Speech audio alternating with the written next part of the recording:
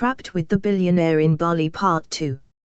Chapter 6, The Midnight Confession.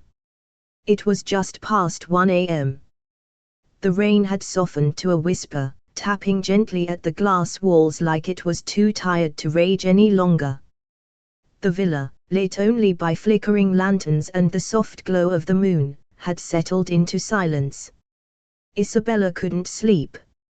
Her thoughts ran in loops: paparazzi, data leaks, echo protocol, that look in Leo's eyes when he talked about betrayal. He had dropped a truth bomb into her world and walked away like it didn't shake her to the core. She tiptoed down to the lounge in her oversized linen sleep shirt and found him exactly where she expected, sitting on the deck under the open canopy, glass of whiskey in hand, shirtless, his silhouette limned in silver moonlight. She paused, her breath caught somewhere between curiosity and caution. He didn't look at her, but he spoke anyway. "Can't sleep either." She stepped outside. The warm night wrapped around her like velvet. "I'm getting used to the sound of the storm," she said. "It's the silence that's unnerving." Leo chuckled, low and tired. "Funny. I've always hated the noise." She eased into the chair beside him, watching him over the rim of her glass after he poured her a generous 2 fingers of his private reserve scotch. "So," she said after a beat. "Tell me something real." He stared into the distance. "Real like what I ate for my last meal in the real world? Or real like the way I self-destructed my legacy in under a year?" She didn't smile. "The second one." He drained his glass in a single gulp and poured another. "I wasn't born into this," he said, his voice rougher than usual. "No trust fund. No private school. Just a small apartment in Rotterdam with a mother who worked 3 jobs and a father who disappeared when I was 7. Isabella sat up straighter. "I used to hack school computers just to steal cafeteria passwords so I could get free lunch." She blinked. "You, what?" "I was good at hiding things," he said. "Still am. When I turned 18, I got a scholarship to MIT. Didn't take it.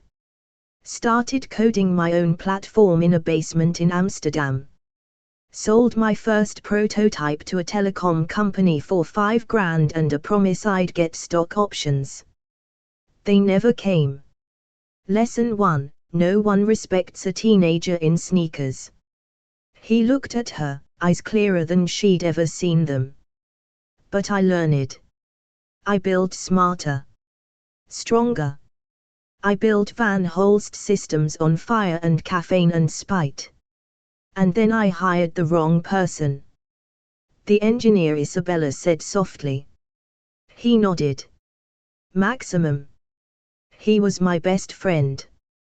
College roommate. Co-founder." The way Leo said it, like each syllable weighed more than gold, made something ache behind her ribs. "I trusted him with everything. My code, my investors, my algorithms. Turns out, he was already selling access to my tech to foreign buyers."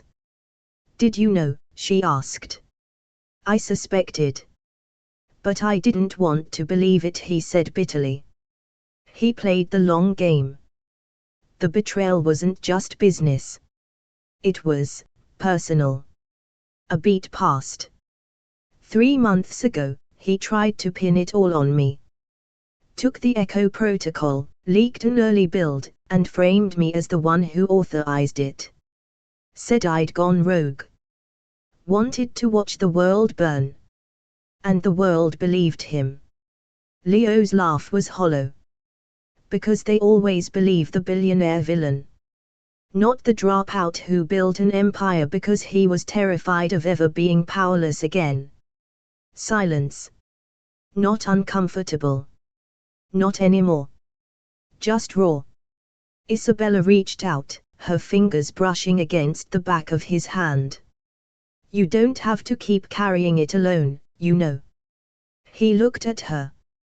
The moon caught the flicker of something in his eyes, a crack in the mask. Why do you care? He asked, almost a whisper. She didn't answer right away. Because behind all the walls and sarcasm, I think there's a man who still wants to do something good. Who doesn't just want to survive what happened, but fix it. He looked away, blinking hard. And then, for the first time, his voice broke. I don't know how to trust anyone anymore. Her breath hitched. Then start small, she said, lifting her glass between them. Trust me with a midnight toast. He hesitated, then clinked his glass against hers. To what? He asked. To not being monsters. And to finding a way out of this mess, he added. Together, she offered. He looked at her for a long moment. Maybe. They sipped in silence, the night holding them in place. And just before she stood to leave, he said her name, softly, like it was new in his mouth.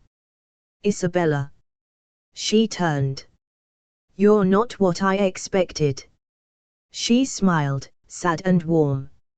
Neither are you. And somewhere deep inside that storm-soaked jungle, something shifted. A wall lowered. A guard dropped. And for the first time, it wasn't just a billionaire and a writer trapped in a villa. It was two people. And the rest of the world would have to wait. Chapter 7, A Kiss in the Monsoon. By the next morning, the storm had morphed into something softer, more sensual, a tropical rhythm, like the island itself was catching its breath. The rain still fell, but it no longer howled. Instead, it whispered, trickled, sang against the leaves in a rhythm that was almost seductive. And inside the villa, the air between Isabella and Leo had changed. Gone was the brittle edge, the verbal sparring, the unspoken ice between them. It had been replaced by something quieter. Taut. Thick with unspoken words and tension that neither dared name. The resort sent a tray of fresh fruits, a bottle of chilled wine, and a note that read.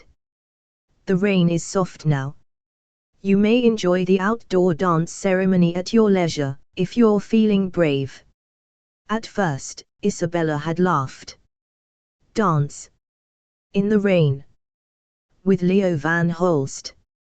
But an hour later, she found herself barefoot on the polished stone terrace, staring out at the misty garden beyond, watching a group of local dancers swaying through the drizzle in saffron sarongs and flower garlands. It was beautiful. Otherworldly. Like something from a dream.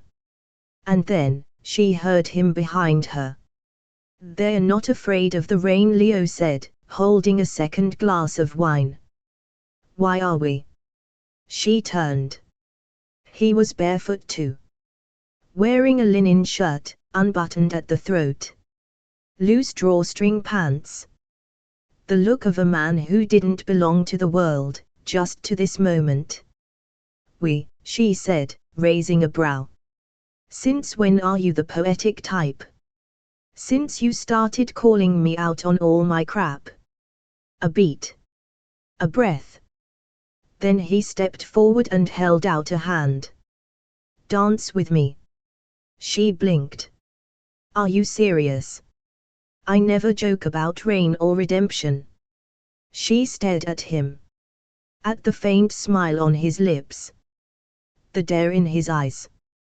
The man who had once ruled tech empires now standing barefoot, asking for a dance in a storm. You're ridiculous, she muttered, placing her hand in his. You're the one saying yes. They danced. In the monsoon. The moment they stepped off the stone terrace and into the garden, the rain welcomed them with soft, warm drops. The dancers had moved on, leaving the path between lily ponds and lanterns empty. They didn't know how to dance. Not really. It didn't matter. Leo's hand found her waist. Hers rested lightly on his shoulder. Their bodies moved with the rhythm of the rain, their feet splashing through puddles, the world reduced to grey skies, falling water, and the sound of their own breath. They twirled once. Twice. He dipped her. She laughed, a sound that cracked something open in him. "You're laughing," he said, surprised. "You're smiling," she replied. "Feels illegal. Definitely forbidden." Their eyes locked. Rain dripped from his jawline. Her hair clung to her neck.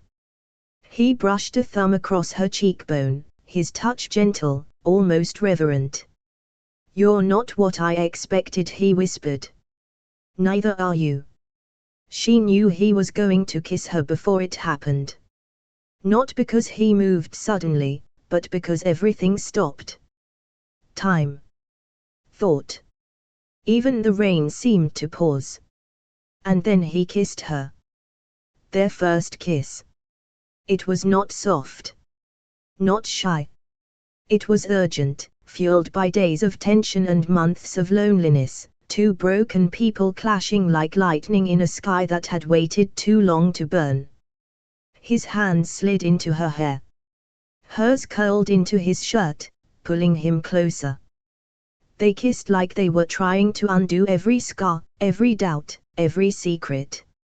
He pressed her against a stone column, the rain soaking their clothes, their mouths never parting.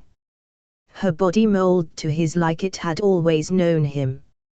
And just when she thought she might forget how to breathe, he pulled back. Breathing hard. Eyes dark. "We shouldn't," he said roughly. "I know," she whispered, not letting go. "You deserve something better. Normal. Normal's overrated." He looked at her for a long moment. Then he kissed her again. Slower this time. Deeper. And for a while, they gave in. But only briefly. Later, soaked and breathless, they stood wrapped in towels beneath the canopy, their fingers still intertwined. But the moment was already shifting. Reality, creeping back in like fog. Leo pulled away first. Eyes guarded again. "This doesn't change anything," he said, voice low. Isabella blinked. "Excuse me. I'm still toxic. I'm still hunted. You're still better off. Don't," she cut in. "Don't you dare ruin this." But the wall was back. The one he'd torn down just the night before. Rebuilt in seconds, brick by brick. He turned and walked inside. And Isabella stood alone, shivering in the rain, furious, breathless, and wondering what had hurt more, the kiss, or the way he tried to pretend it didn't mean everything. Chapter 8, The Manuscript. The morning after the kiss was quiet. Too quiet. No trace of the storm. No sound of Leo. Just the soft gurgle of koi ponds and the slow stir of palm fronds in the now sunny air. A calm so thick, it felt like guilt had seeped into the walls. Isabella sat alone at the dining table, untouched coffee steaming in front of her, fingers frozen above the keyboard. She had slept terribly, half dreams, sweaty sheets, phantom hands still curled at her waist. And his words. "This doesn't change anything." He hadn't looked back after saying it. Just left her in the rain like a discarded headline. But what burned the most wasn't the kiss. It was what she had seen in it. Something real, and then ripped away. So she did what she always did when her heart couldn't breathe. She wrote. She opened a new document. Untitled. Blank. Then, slowly, like ink leaking into water, the words began to pour. He wasn't the man the world thought he was. Not a villain. Not a hero. Just a boy who built a fortress out of fear, and dared anyone to break it. Her fingers moved on their own. The story wrote itself, unraveling like silk, raw, messy, fast. She called him the cipher. A ghost billionaire with a code he couldn't erase. And the girl who stumbled into his world during a storm, only to realize she held the one key he never meant to give away.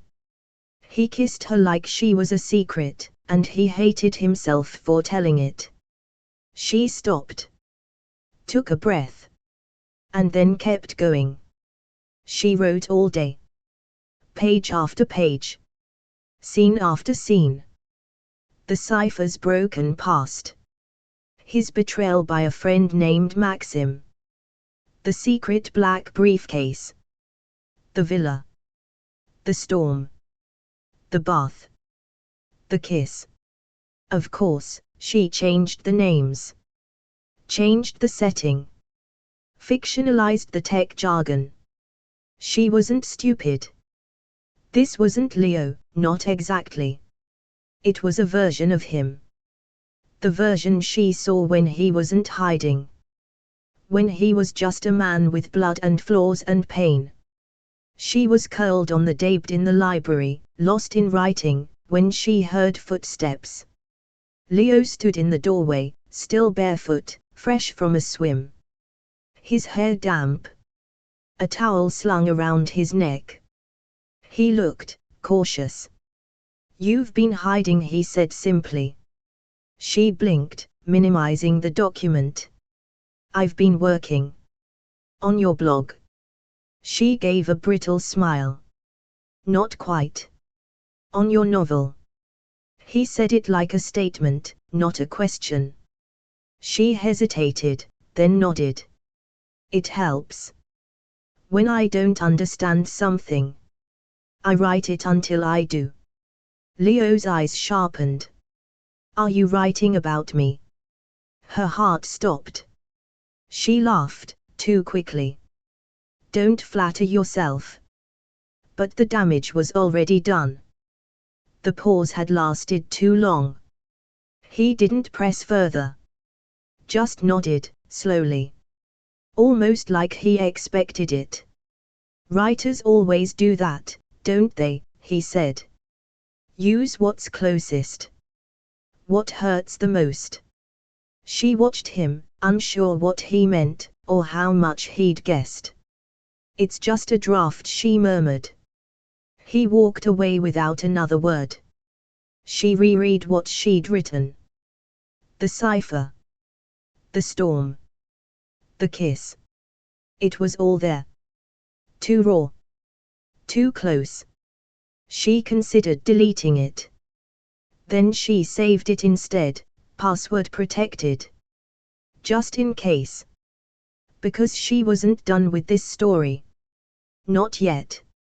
And deep down, a dangerous voice whispered that maybe this wasn't fiction at all. Chapter 9, The X-Files. The late afternoon light slanted gold through the villa's glass walls, casting long shadows across the marble floor. It should have felt peaceful, the first quiet, stormless day in nearly a week. But peace was a fragile thing in Leo Van Holst's world. And today, it shattered. Isabella had just stepped out of the infinity pool, wrapped in a towel, sun-warm and almost relaxed, when she heard the sound.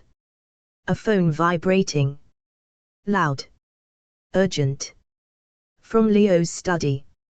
She wasn't trying to eavesdrop. Not exactly. But the door was slightly ajar, and she heard a voice that didn't belong to anyone on the island. A woman's voice. Cool, accented, amused. "Leo, darling. Still hiding in paradise like a tragic Hemingway character?" Isabella froze. She heard Leo's reply, low, clipped. "What do you want, Astrid?" Astrid. The ex. The heiress.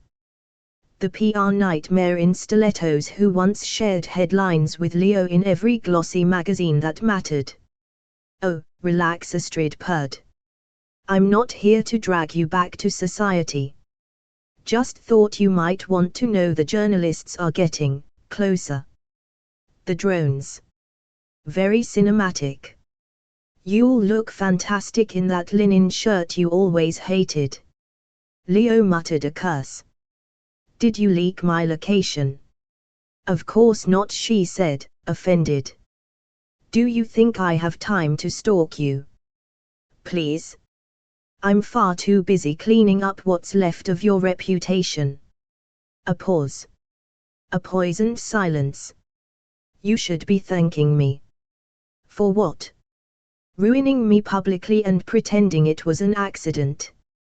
For waking you up, Leo. You used to be terrifying. Now you're holed up with some writer in a jungle like a soft-bellied monk. Isabella's blood ran cold. She knows about me.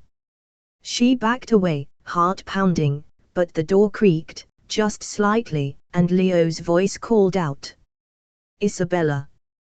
Too late. She stepped into the doorway, pretending she hadn't just heard enough to burn bridges and boil oceans. Astrid's voice returned, playful. Ah. Huh. A video call. Isabella hadn't seen the screen until now, but there she was, Astrid Leclerc, the face of old money and weaponized charm, lounging in a penthouse suite in Paris with a glass of white wine and a Mona Lisa smirk. Charmed, Astrid said. Isabella raised a brow. I doubt that. Leo stood quickly. This isn't, she wasn't, Isabella, wait. So she is real, Astrid said, watching them both like a snake watching prey. You have taste, Leo. I'll give you that. Not as polished as I expected, but I suppose grungy ambition is in this season. Isabella folded her arms. And I suppose sociopathic ex-girlfriends never go out of style. Astrid's smile sharpened. Careful, darling. Leo likes his women mysterious, not reckless. Leo ended the call with a violent swipe.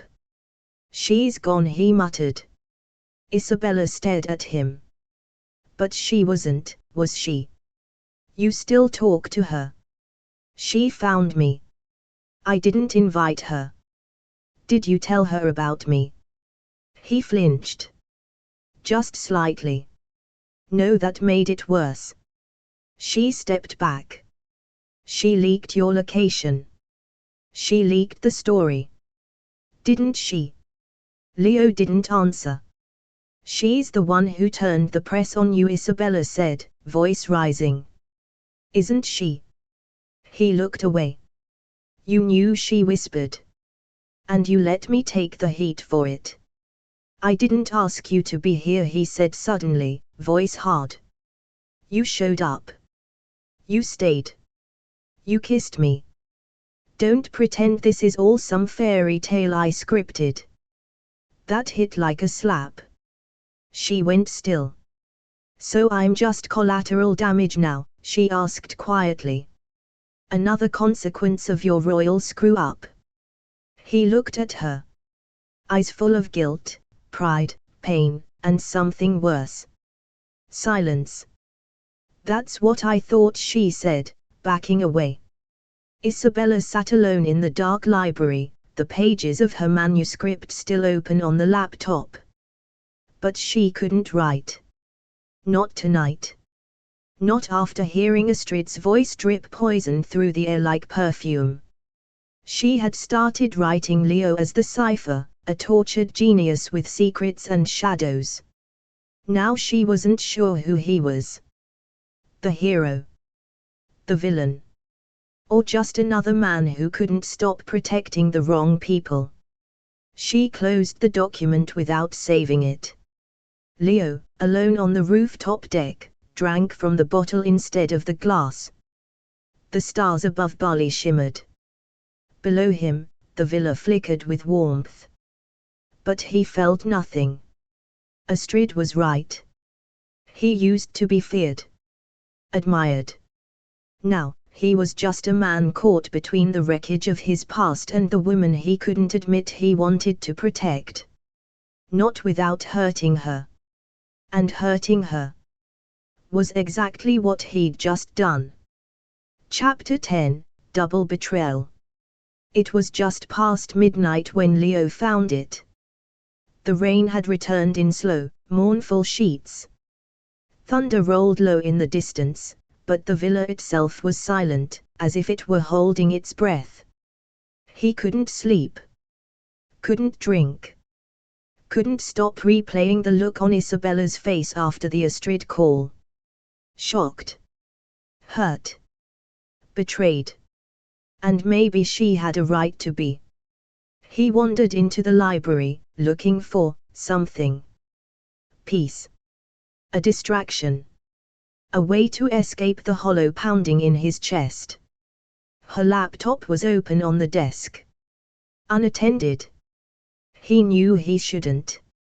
But he did. One tap. The screen woke.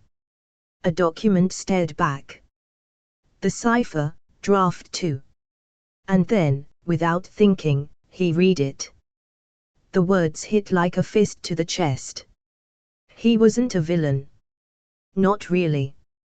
But he was a coward. A man who buried the truth so deeply, even love couldn't dig it out. He scrolled faster. Paragraph after paragraph. Dialogue stolen from their private conversations. Details from the villa. The orphanage photo. The bath. The briefcase. Everything he had said. Everything he hadn't. Spun into story. He trusted the wrong person once. Now he trusted no one. Until her. And that was the mistake that would destroy them both. Leo staggered back from the desk, jaw clenched.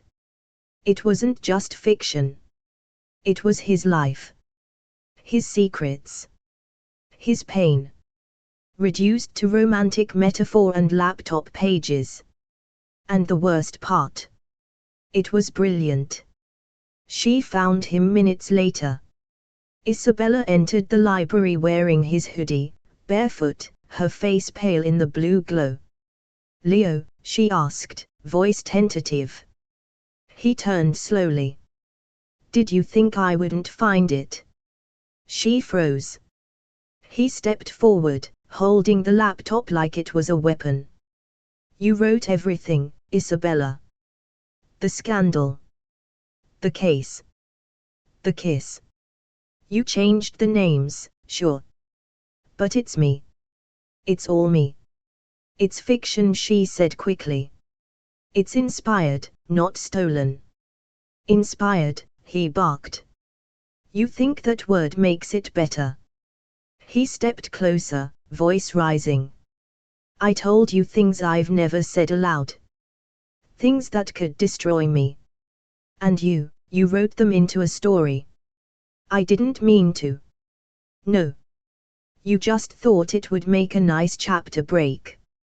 Isabella's hands curled into fists. Her throat burned. "You want to talk betrayal," she snapped. "You let Astrid drag me through the press and said nothing. You made me feel like I mattered. Then you shut me out like a stranger. I had to shut you out." "No, Leo. You chose to." She was shaking now. Angry. Hurt. Raw. "You don't know how to trust anyone, and instead of owning it, you turn people into enemies just so you don't have to feel guilty for pushing them away. You used me," he said again, his voice lower. "I let you in. I kissed you. And you turned it into content. You kissed me like you meant it," she shouted. "You looked at me like I was real, Leo. Like I wasn't just passing through." "Maybe you were," he said. The silence that followed was worse than any scream. Her breath hitched. Then broke. "You are the most arrogant, emotionally constipated man I've ever met. And you're just another opportunist pretending to care. You're scared, she whispered. And instead of being honest, you'd rather set the whole thing on fire. Maybe it deserves to burn. He stepped back, breathing hard. Jaw set like stone. Then, get out. The words landed like a punch. She stared at him. Waiting. Hoping for a crack. A flinch. Something. But there was nothing. Just cold. Finality. Walls re-erected. She turned on her heel and walked away. But no one was going anywhere. Minutes later, a call came in from the resort manager. Miss Walker, I'm afraid the second wave of storms has blocked the roads again. The airport's flooded. Evacuation isn't possible for another 48 hours. At minimum. She hung up. Closed her eyes. And laughed, bitter and hollow. Trapped. Again. Trapped with the man who had kissed her like she was everything, then cut her out like she was nothing. Trapped with the story she didn't mean to write, and the man she couldn't stop feeling. Upstairs, Leo sat alone, staring at the storm. He could still smell her on his hoodie. Still taste her name in his mouth like regret. And though he'd told her to go, every part of him whispered the same unbearable truth. He didn't want her to leave. Not really. Not ever. Chapter 11, Explosive Fight. The storm returned without warning. It hit the villa just after dusk, tearing through the jungle like a wild thing. Lightning lit up the sky like paparazzi flashes, thunder growling in long, angry bellows. The wind howled through the open corridors, as if even the island itself had grown tired of keeping secrets. And inside, Isabella and Leo were about to explode. The confrontation wasn't planned. She was in the hallway, suitcase open, throwing in clothes she hadn't even unfolded when she arrived. Yoga pants. Sundresses. A pair of heels she'd stupidly thought she might wear to dinner with him. He appeared in the doorway like a ghost. Still barefoot. Shirt damp from the rain. Hair a mess. Chest rising and falling like he'd run here. You're leaving, he asked. She didn't look up. You told me to. I was angry. You made it pretty clear. He stepped inside. The storm cracked above them like a warning. I read your manuscript again. She froze. Looked up. You had no right. You wrote about me. You gave me a code name like I'm some tragic fantasy. You took my pain and made it entertainment. She closed her suitcase. I didn't write it for anyone but me. You saved it, Isabella. You locked it. You were going to publish it. No. I wasn't. But I might have. Because I didn't think you cared what anyone knew. Because you sure as hell don't care what I feel. He stared at her. Then. You don't get to make me the villain because you regret what we did. I don't regret the kiss, she said, stepping forward. I regret thinking it meant something to you. A flash of lightning lit up the room. In the silence that followed, the electricity snapped off. Pitch black. Just the two of them, breathing hard, surrounded by thunder and things they hadn't said. Then came the breaking point. You don't let anyone in, she snapped. You'd rather drown alone than reach for someone. That's not power, Leo. That's fear. And you, he shot back. You wormed your way in here pretending you were different. You made me believe you actually saw me. And then you turned me into fiction. Because it was the only way I could get close to you without you shutting down and running for the hills. You think I'm broken, he growled. No. I think you're afraid to be whole. Because that would mean letting someone love you. And you'd rather burn down every bridge before anyone gets close enough to matter. He stepped close. Inches from her. You matter. The words were low. Raw. Torn from him like a confession. Then why did you push me away, she whispered. Because you terrify me, he admitted. Because I don't know how to hold on to something that doesn't want to be bought or fixed or controlled. Because you make me want to be real. The thunder shook the villa. Rain hammered the roof. Isabella's voice broke. Then be real, Leo. Just once. I don't know how. Try. He looked at her, eyes wild, heart in his throat, and then. Get out. She recoiled like he'd slapped her. Again. If you stay, I'll ruin you. And I can't watch that happen. Tears filled her eyes. You already are. She walked out, head high, heart shattered, leaving the door open behind her as the wind howled through it. But there was nowhere to go. The storm had flooded the exit road again. The resort's drivers had been grounded. The next chopper wasn't coming for at least another 36 hours. So she stayed. On the opposite side of the villa. In the guest suite. Wrapped in silence and blankets and memories she couldn't shut off. She didn't cry. Not at first. She just stared at the ceiling and told herself over and over that she hadn't fallen for him. Not really. Just the idea of him. The cipher. The fiction. The flawed, gorgeous fantasy of a man who had kissed her like she was a secret. But the truth settled in slowly. It wasn't fiction anymore. She had fallen for him. And he had thrown it all away. Meanwhile, Leo stood in the library, staring at her closed laptop.